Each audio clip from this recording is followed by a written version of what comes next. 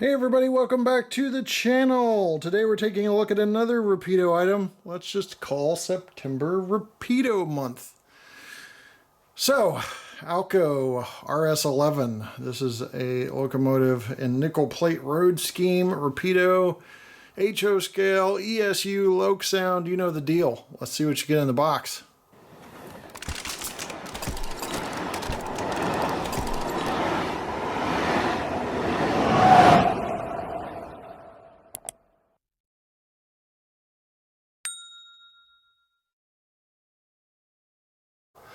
Okay, lifting off the lid, you do have to pull off a clear plastic sleeve in some cases.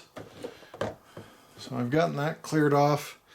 Inside the box is the operating manual, tucked also inside some stickers, exploded parts diagram. Operating manual is 19 pages long, has information about DC, DCC operation, maintenance, you name it. It's probably in there.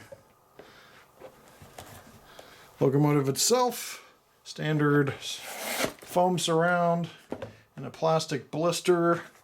Seen that a lot in our train days. If you have anything HO scale in the last several years, this has been the packaging go-to for these items. Now, one thing is it was clamped in there pretty good to keep from moving, which is good news. That just helps protect the model. You also have an exhaust part here to plug in to the locomotive that's separate. And we'll take a close look at this RS-11 now. Okay, so looking at the front of the locomotive, you can see that really cool nickel plate road black and yellow stripe effect. It's kind of mesmerizing. And the sunshade off the cab window. There's a graded walkway for the crew walkway area. Up front, dead center, is the brake wheel. A little hard to see with that pattern, but it is there, I promise you. A drop step, a metal coupler. There's accessory hoses and the MU hoses up front. If you look along the side, there's also MU hose receptacles on the stanchions up here. Whole sets of lights, similar to the what you see in the SP light packages that made SP so famous. There's 4 lights here, 2 squeezed in between the number boards, 2 below that, sand filler hatches, class lights up top. Stanchions, which are nice and yellow and contrast nicely with the locomotive, that are separately applied. On the trucks, you can see the truck chain detail and the springs. You see NYC and STL on the side there. Number 558. There's lift rings that you can see poking up at the top, very finely detailed lift rings. The compartment detail's nice. Going around to the back, another drop step. You can see it's at an angle. You can lower that and put it in place there. So it's a movable drop step. More of the same detail with the MU receptacles on the stanchions, MU hoses, accessory hoses, etc., etc. There's a coupler cut bar that's black that's tucked up under there as well on both sides, a little harder to see. About that angle you can see it. And the airline hose diagonally mounted there. Radiator fan on the back. Beautiful locomotive. So inside there's some cab detail as well, a little hard to capture on camera, but you get the point. Gonna go ahead and try to place this exhaust in the little divot for it.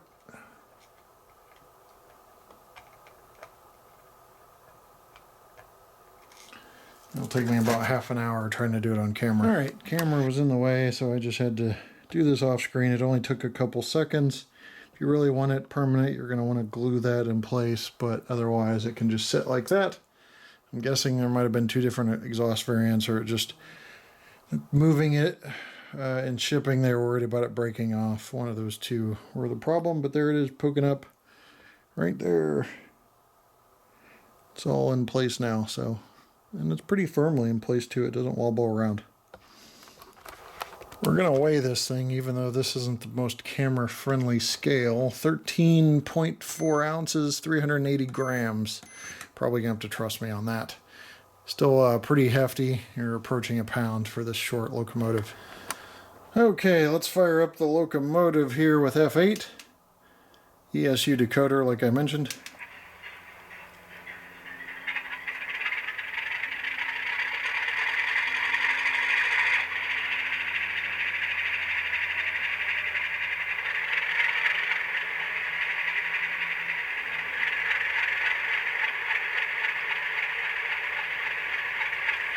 Pretty quiet prime mover on that. F0 is the front headlight.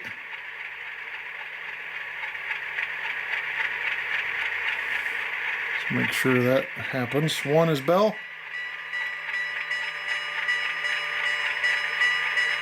Sounds really good.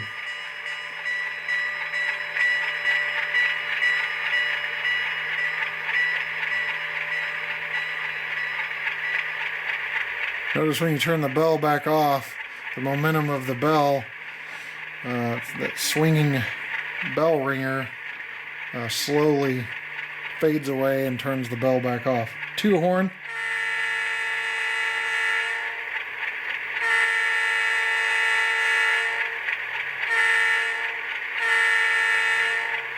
It has like such a wide range of like octave, I guess you'd call it. It really almost sounds like dual speakers.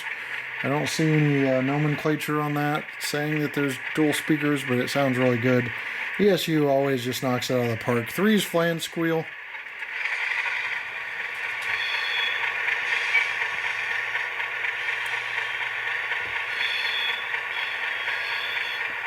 And you can turn it right back off with 3 as well. Just like any function works that way. Dynamic brakes 4. We'll skip over that. 5 Doppler horn.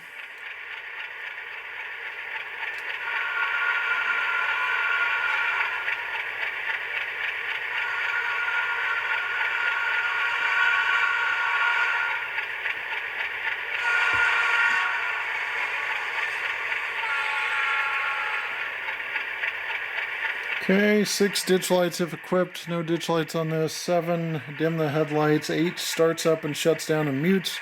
9 is drive hold. If you hit 9, whatever speed you're at, it's going to hold it at that speed no matter what you do. 10, independent brake. 11 is front class lights on and off. I'll swing to that.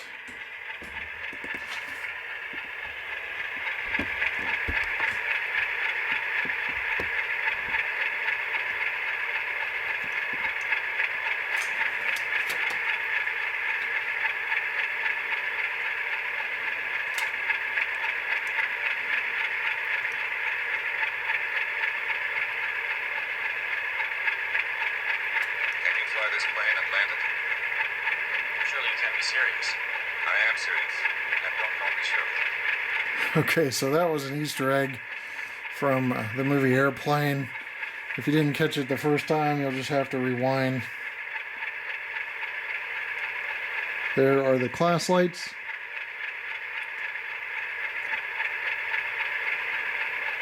#12, switching mode, which allows for the control of the headlights, I believe. I'd have to research that. 13 is a rear headlight because 13 is independently operated. 14 is radiator fans. Can try to do that here. 15 is air compressor.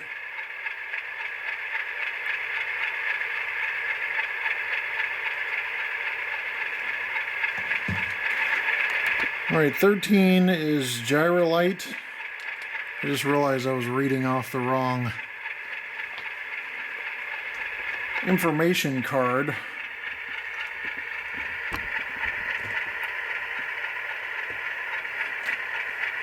There's your gyro lights. 13, 16 steam generator, 17 is beacon if equipped, which we don't have a beacon on this one.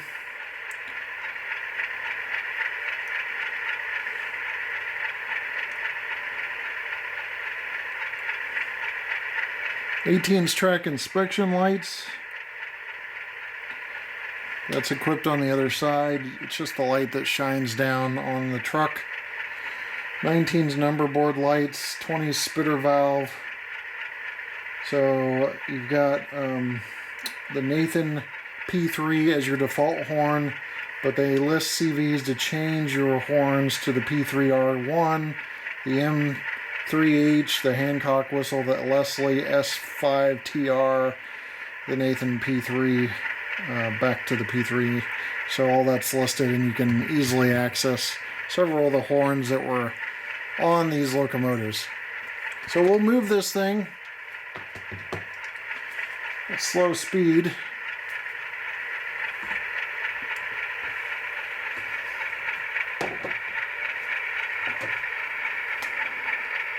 You can see it is very, very smooth. I'm going to go ahead and zoom out here because what I'm going to do is set down the AccuTrack speedometer. So people tell me all the time that it's set to kilometers per hour, but it's not. It is set to miles per hour. It's HO scale. It's just that little status light down there shows that it's basically on and tracking. So it takes quite a while, one speed step, to get through here. We're just now computing at 1.1 scale miles an hour, which is just perfect for 1 out of 28 speed steps, and you see how incredibly smooth this is. And forward, we'll check reverse real quick. Just beautiful, just glides down the track. Also, if you don't notice, the horn is right here. It's tucked on the side there on each direction, and it's kind of hard to see if you don't look for it. You can see the other one peeking up over the hood on the other side.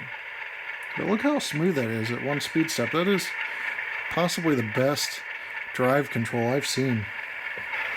Alright, we'll do a little pull test here.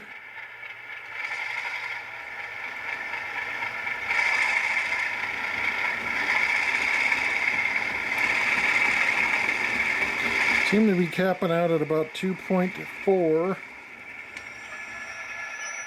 About 35 to 37 freight cars for this locomotive.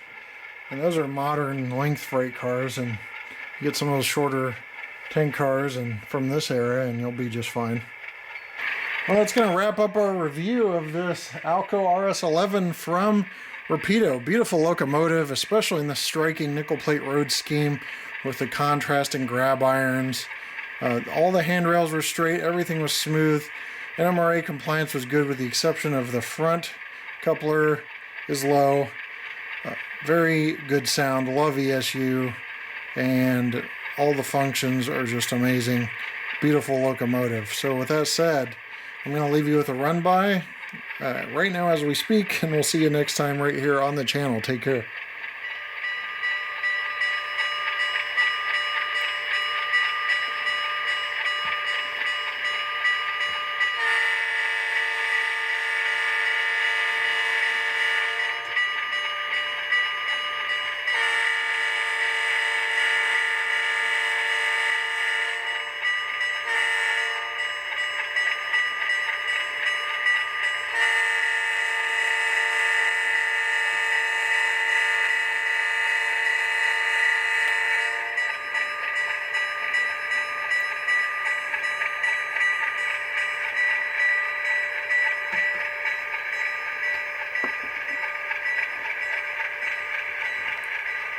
One very important feature I forgot to mention is the lighted gauges inside and the cab light.